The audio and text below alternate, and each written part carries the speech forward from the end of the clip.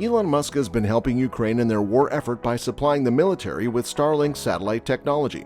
The billionaire entrepreneur went out of his way to help Ukraine and announced on Twitter that he was deploying Starlink in Ukraine. Since the deployment, Ukraine has benefited extensively.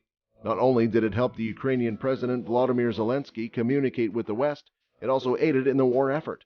However, just as Ukraine and Russia were entering a crucial stage in the war, Musk announced he was stopping Starlink services in the country. But why would he want to stop helping Ukraine?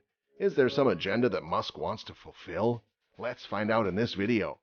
Before we begin this video, if you're new to the channel, make sure you like and subscribe to the channel. Turn on the bell for the latest notifications and updates. That way, you'll never miss a video from us. With that said, let's not waste any more time and get right into today's content. Back in February, Ukrainian Vice Prime Minister Mikhailo Fedorov took to Twitter to ask the U.S. billionaire to activate his Starlink satellites for use in Ukraine. Musk swiftly tweeted his response, "Starlink service is now active in Ukraine, more terminals en route." Soon after, a number of terminals and powerful batteries arrived in Ukraine. Others soon followed. Fedorov took to Twitter again to express his gratitude. "Starlink, here. Thanks at Elon Musk." No secret dispatches, no long debates, no governmental or parliamentary controls, just a very public deal between a politician whose country has been attacked and an enigmatic billionaire who went on to challenge the aggressor, Russian President Vladimir Putin, to single combat. Media outlets later reported how the Ukrainian army was making very successful use of Starlink for drone attacks on Russian tanks and positions.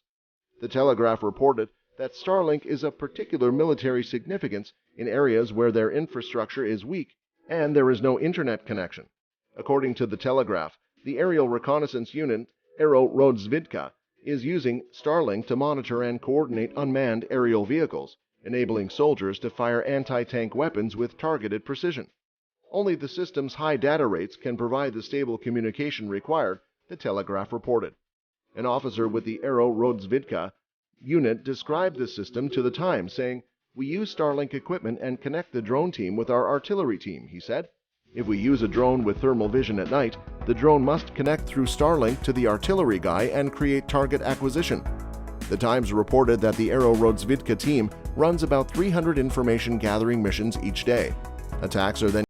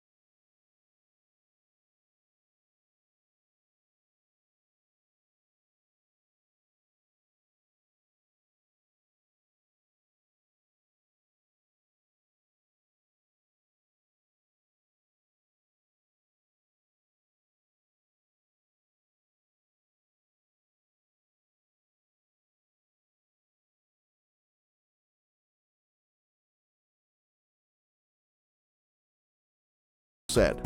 All four regions are the focus of an intense Ukrainian counteroffensive and were claimed last month by President Vladimir Putin as part of Russia after referendum staged by Kremlin proxies. While these outages have something to do with Russian occupation, Musk too made some controversial statements.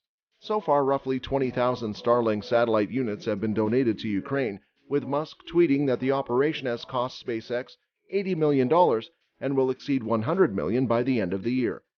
But those charitable contributions could be coming to an end, as SpaceX has warned the Pentagon that it may stop funding this service in Ukraine unless the U.S. military kicks in tens of millions of dollars per month. Documents obtained show that last month, SpaceX sent a letter to the Pentagon saying it can no longer continue to fund the Starlink service as it has done until now. The letter also requested that the Pentagon take over funding for Ukraine's government and military use of Starlink, which SpaceX claims would cost more than $120 million for the rest of the year and could cost close to $400 million for the next 12 months.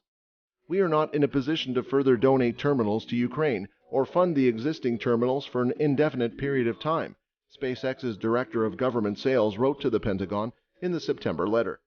Among the SpaceX documents sent to the Pentagon and seen by CNN is a previously unreported direct request made to Musk in July by the Ukrainian military's commanding general, General Valery Zaluzhny, for almost 8,000 more Starlink terminals. In a separate cover letter to the Pentagon, an outside consultant working for SpaceX wrote, "SpaceX faces terribly difficult decisions here. I do not think they have the financial ability to provide any additional terminals or service as requested by General Zaluzhny." The documents, which have not been previously reported, provide a rare breakdown of SpaceX's own internal numbers on Starlink, detailing the costs and payments associated with the thousands of terminals in Ukraine. They also shed new light on behind-the-scenes negotiations that have provided millions of dollars in communications hardware and services to Ukraine at little cost to Kyiv. The Pentagon confirmed they received correspondence from SpaceX about the founding of the Starlink satellite communications product in Ukraine, a statement from Deputy Pentagon Press Secretary Sabrina Singh said. It remains to be seen whether the Pentagon and U.S. military will take over funding for Starlink for the rest of the war. That's it for this video. Hope you enjoyed watching this one. Thanks for watching.